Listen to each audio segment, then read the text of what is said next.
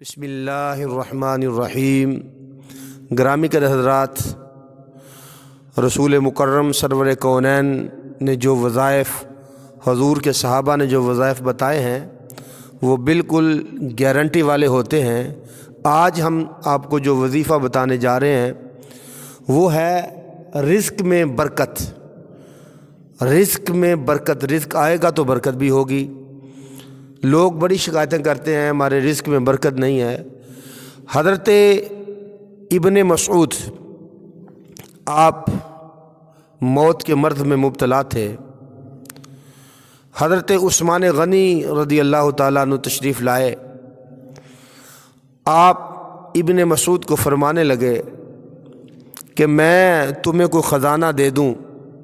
ظاہر بات ہے آپ دنیا سے جانے والے ہیں، تو آپ نے منع کر دیا۔ حضرت عثمان غنی فرمانے لگے کہ بھئی آپ بعد میں آپ کی بچیوں کی کام آئے گی، آپ کی بچیاں ہیں تو آپ کی بچیوں کے کام آئے گی۔ تو حضرت ابن مسعود رضی اللہ تعالیٰ عنہ فرمانے لگے نہیں، مجھے اس چیز کی ضرورت نہیں ہے۔ فرمایا کیا وجہ ہے؟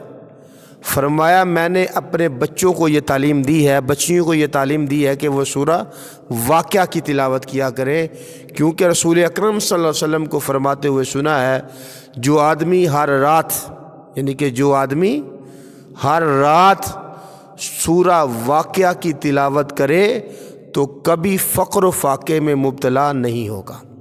اس لیے ہمیں بھی روٹین بنانی چاہیے، مغرب کے بعد پڑھ لیا کریں سورہ واقعہ۔ الحمدللہ جو بندہ اس کو روٹین کے ساتھ پڑھتا ہے کبھی تنگ دستی، فقر و فاقہ اس گھر میں نہیں آتا۔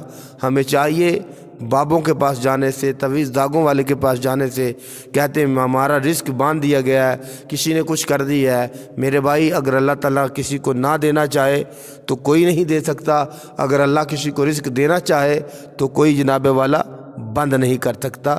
تو اس لیے رسول اللہ کے فرامین، حضور کے صحابہ کے فرامین پہ عمل کریں، اور یہ قرآنی وظیفہ ہے، ہر گھر میں روزانہ سورہ واقعہ کی تلاوت کیا کریں۔